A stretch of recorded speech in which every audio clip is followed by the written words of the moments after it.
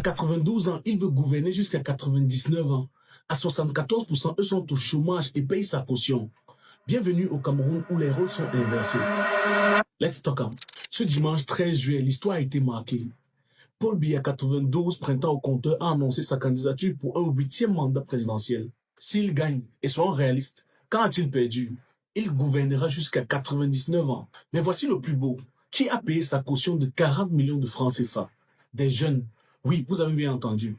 Dans un pays où le chômage frappe massivement, touchant jusqu'à 74% des jeunes, des prétendus jeunes ont collecté 40 millions pour financer la candidature de leur grand-père politique. Mais attendez, creusons un peu plus sur cette histoire de jeunes. Nous avons enquêté et deviné quoi? Ces soi-disant jeunes ont tous plus de 35 ans. 35 ans. Permettez-moi de vous présenter la vraie identité de ces bienfaiteurs. La dame qui tient fièrement le sac d'argent, chef de service à la direction générale du budget au ministère des Finances. Extrêmement riche. Évidemment, le garçon au micro, fils de... Vous savez, cette famille qui possède littéralement le Cameroun. Il est PCA à l'hôpital général. Son grand frère, DG à la CAA. Son autre frère, préfet. La dynastie continue. On a aussi repéré la femme qui avait fait de la prison. Maintenant, chef centre des impôts de l'Omnisport. Son petit frère, cadre au ministère de l'économie et président de la passation des marchés dans une université de l'Ouest. Pratique, non? Le jeune homme en veste croisée avec des lunettes, cadre à la douane. Et ce jeune ambitieux qui veut la mairie de ça, mes amis, voici la vérité. Ces jeunes sont les fils et filles des petites familles bourgeoises qui gèrent le Cameroun depuis 43 ans avec Paul Biya. Ils ne sont pas venus remercier Biya pour le peuple camerounais. Ils sont venus le remercier pour tout le bienfait qu'il a fait pour eux.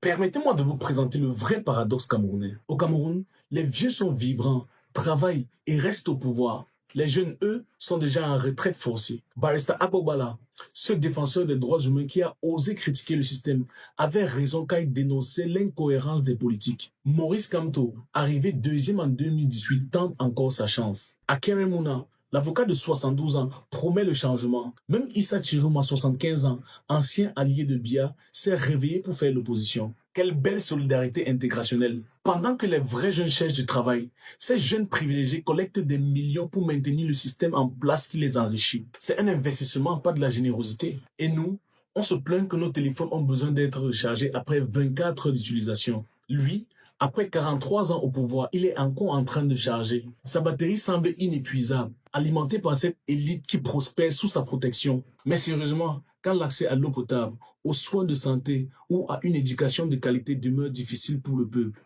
quand les Camerounais multiplient les critiques sur la cherté de la vie, nous découvrons que ceux qui financent le système sont exactement ceux qui en profitent le plus. La vraie question n'est plus pourquoi Paul Biya se présente à 92 ans. La vraie question, c'est pourquoi cette élite dynamique, ces enfants de ministres, ces chefs de service grassement payés, investissent des millions pour maintenir un système qui les privilégie, pendant que 94% des vrais jeunes Camerounais cherchent encore leur première opportunité. Ces familles bourgeoises qui gèrent le pays depuis 4 décennies ont trouvé la recette parfaite. Faire passer leurs enfants privilégiés pour des jeunes engagés qui soutiennent spontanément leurs bienfaiteurs. Au Cameroun, on a inversé les rôles. Les anciens dirigent avec la vitalité des jeunes de 20 ans, pendant que des vrais jeunes de 20 ans vivent comme des retraités sans pension. 2025 pourrait être cette année où cette logique inverse s'arrête, où les jeunes reprennent leur rôle de force vive et où les anciennes passent le relais avec dignité. Maurice Kamto, Cabral Libi, Joshua aussi et d'autres représentent-ils vraiment cette alternative? Ou sommes-nous condamnés à regarder ce cycle se répéter jusqu'à ce que les statuts de nos dirigeants soient plus jeunes qu'eux? Une chose est sûre, le 12 octobre, les Camerounais auront le choix entre continuer à vivre dans ce monde à l'envers ou remettre les pendules à l'heure. Et vous, que pensez-vous de ce Cameroun où les vieux sont vibrants et les jeunes sont en retraite? Let's talk Cameroun.